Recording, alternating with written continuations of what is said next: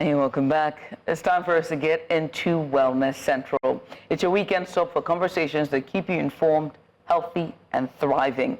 And so today we're shining a light on a growing but often overlooked health crisis, obesity.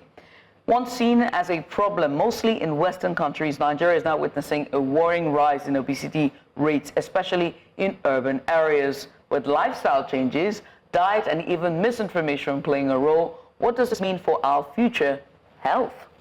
Joining us to break it down and also offer expert advice is a medical doctor and also public health advocate, Dr. Yusuf Haroun, founder Love for Health organization. Dr. Yusuf, you're welcome back. Thank you very much. Thought we lost you there for a moment, but yeah, good to have you back. I thought you went on an expedition. Absolutely. Oh, good. Let's first start with the stats when it comes to Nigeria and obesity. It's something that we hear when it comes to the Western world, especially America. They're battling it. Nigeria is now battling it. But how could we be battling obesity in this Tinubu economics? Tinubu. Yeah, it comes with its own theme music. Yeah, there. Right. That's quite intriguing. You'll be surprised or shocked to know that the rate of obesity and overweight is increasing as poverty is also increasing. It's surprising that people are even getting more obese now than even before. And the question is still puzzling to many of us, that what is really causing obesity? We thought it was affluence, we thought it was having a high standard of living, but no. Poverty can also lead to obesity. And there are some factors that also lead to it. Some of it includes even poor diet, sedentary lifestyle, lack of sleep, and many other things that could cause obesity. So the Western world also have a higher rate of obesity, but the country that has the highest overall is Tonga. It's another country, it's not the West. Tonga? Yes. Okay, I know Tonga. Yes. What's responsible for their... Yes. Right. I think this is genetics, isn't it? Exactly. Genetics has a... In fact, I think you can just continue. Yeah, if you're doing this, why don't you? Yeah, No, you did it I well. really lost. That's true. It's true. Yeah. So Asia have a higher body fat than all over the world. And apart from Asia, some countries, some other countries, Hispanics and some other parts have. Blacks generally have a lower body fat. Men generally have a lower body fat, definitely because of women's constitution. They have fats more deposited in some parts of their body. So there is still this question of women being more obese than men, whites a bit being more obese, but lifestyle also plays a longer role. I'll give you a quick shot about this. Even though the Asians, the Hispanics or the whites tend to have more body fat, generally black Americans are more obese. That means that the whites who have more body fat are working on it. So that's why life modification and diet control can affect your physical appearance. It could make you either obese or it could make you in the right shape. You said something about diet. I'm very curious about that. We're going to go back to Tonga and their obesity relating to genetics.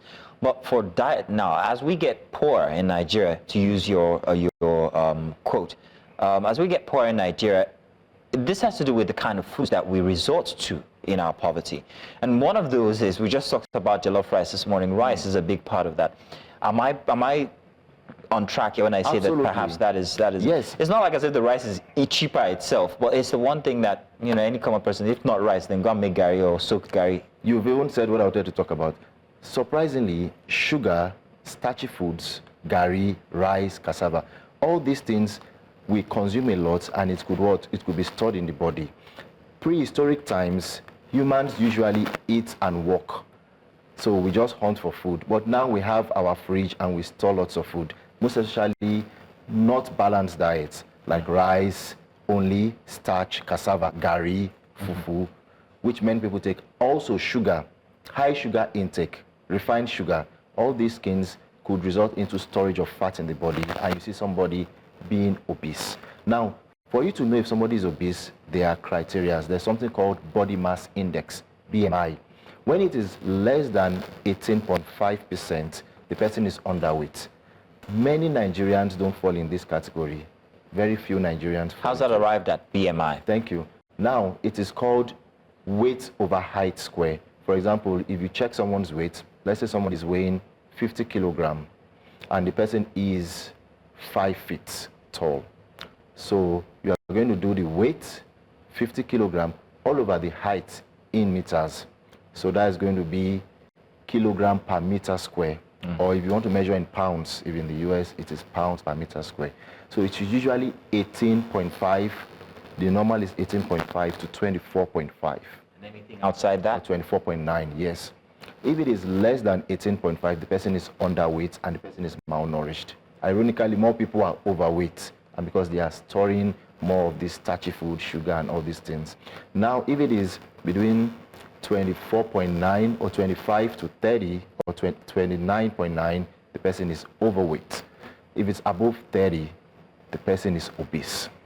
What I find interesting is the common misconception that overeating causes obesity, but sometimes there are underlying, causes, aren't there? And what are those? Okay, now overeating doesn't necessarily cause someone to be obese, especially if the person is exercising or the person is active. That's why the bodybuilders, the athletics, even the female wrestlers or those who are running, they tend to eat more and they burn more. So overeating without working out or without any physical activity can result into obesity. But if you are also exercising regularly, running average of 150 minutes per week, if it's active, if it's inactive, it could be more. So overeating primarily doesn't cause obesity, but sedentary lifestyle, poor diet, and also poor habits. I may have to go back also, alcohol, smoking, and all other things also can be risk factors. Age is also another factor. Advanced age, as we grow older, we tend to become obese because we are reducing in our activities. So bringing it back home to the Nigerian context now, and as we look for solutions, what must Nigerians know when it comes to their habits, eating habits, or anti-sedentary habits? What should they do to ward against obesity? I'm going to compare Nigeria to India. India is a country where many of them are also obese and they also have high population.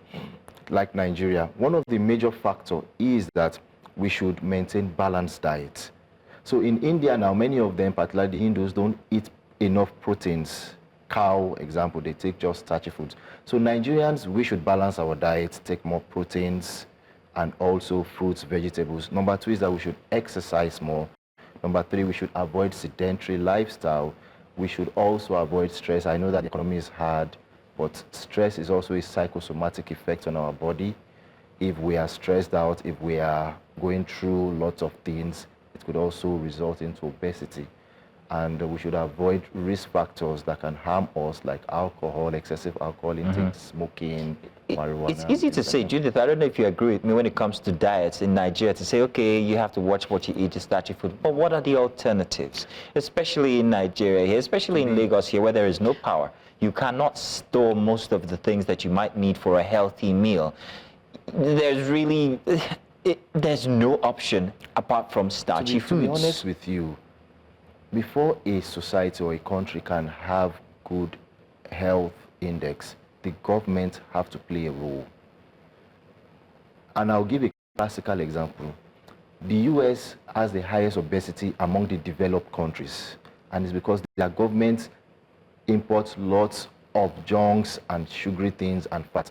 Then you have another country in Europe where their people are healthy. It's because the government also has policies to provide good food, they exercise. There are some developed countries that they mandate people to walk. There is no car around the area. So you have to walk and you have to burn energy. You have to ride bicycles. Not in this our son. Not in this our son. Judith is privy to a conversation that just happened inside of our ears, and I'm going to call out the producers. They have just they called me out. They actually just yabbed me, and they said I should be ashamed of myself being a Delta boy, knowing that my state alone has over 240 different kinds of soups. Yes, Matthew, we do have that many soups. But that also means you have to swallow starch. Exactly. What else Weirdo. do you swallow? And our swallow is always what? Semo, gari, amala. It's all starch. Even starch itself, we consume it raw. That's and I mean, true. we even call it, we don't call it any other name. We call it starch. Starch. Literally, it's carb in every Matthew, form. Matthew. Please, you want to help me here? Yes, I mean, am I correct? True. You're right. Most of these things are carbs, and they would also be stored in the body, energy, fats, and it could also result into obesity. So balanced diet is not something we just say verbally. But I'm happy also in Nigeria there are many exercise centers, eye fitness centers, gym. People are getting to realize the importance of body fitness, and some people even do it at home. So obesity is literally weight over height. So it depends on your height and your weight. I'm glad you're saying this, right? So because BMI is a very tricky thing, right? Your body mass index, a very, very tricky thing. So that means, and I remember it was 2 years ago when I was doing my, my body thing, and they literally said, you're obese.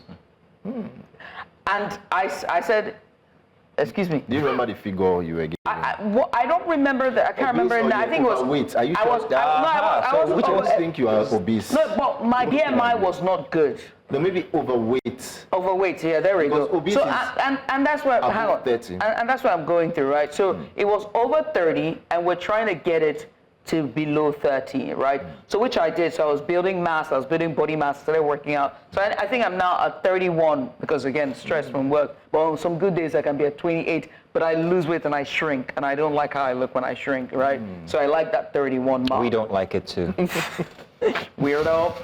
31 mark. So I have to ask you, right? So let's differentiate that, right? Because when people think obese, they're thinking very big, like massive, like the homie's big, but then overweight where when you look at your BMI, they be like, you're getting closer to that mark, we need to leave you. Because there are certain numbers for men that is healthy and certain numbers for women that is healthy. I want you to explain that. Now, what you said is very important because there are some African researchers that have disagreed with this BMI.